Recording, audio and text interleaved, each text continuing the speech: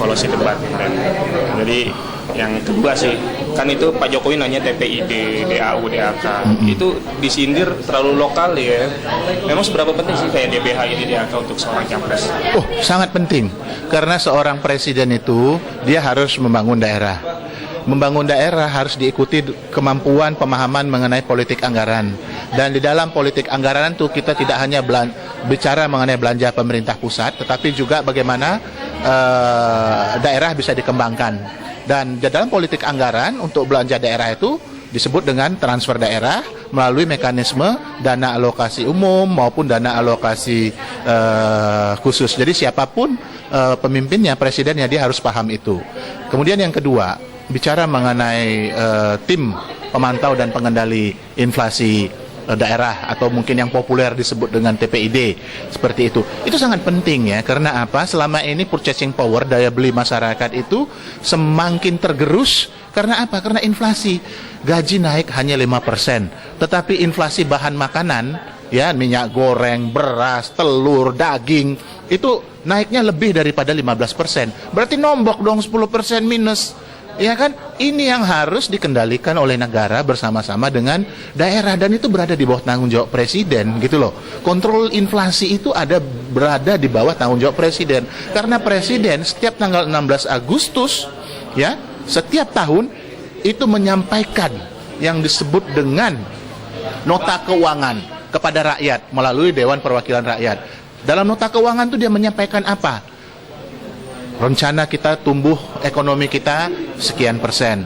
Untuk itu maka kemudian kita harus meningkatkan kesejahteraan rakyat, kita jaga inflasi kita sekian persen. Setiap tahun Presiden menyampaikan tentang target pertumbuhan ekonomi, target inflasi yang harus dicapai oleh pemerintah, harus dikendalikan oleh pemerintah, target nilai tukar misalnya, target mengenai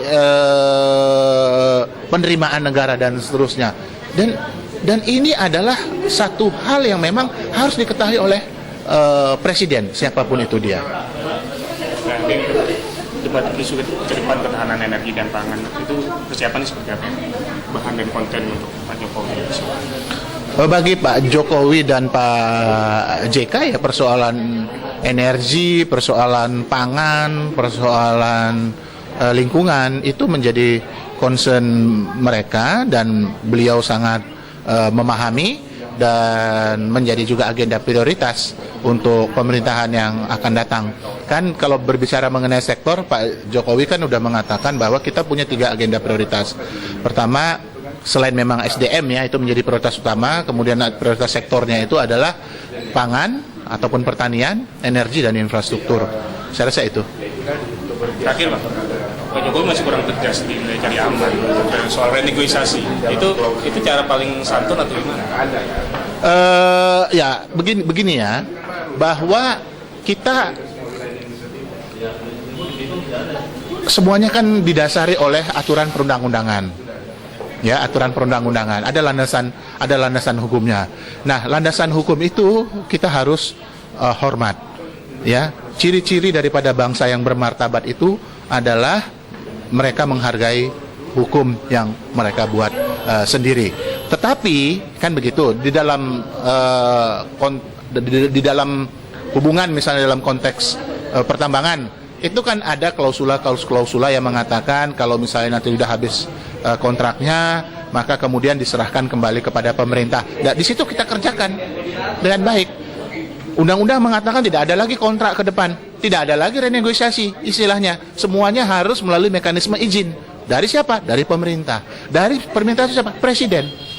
Begitu. Ketika presiden mengatur mengenai izin, katakanlah misalnya pertambangan, maka izin itu harus dipergunakan untuk sebesar-besarnya kemakmuran rakyat, sebesar-besarnya kepentingan nasional. Ini yang kita maui ke depan.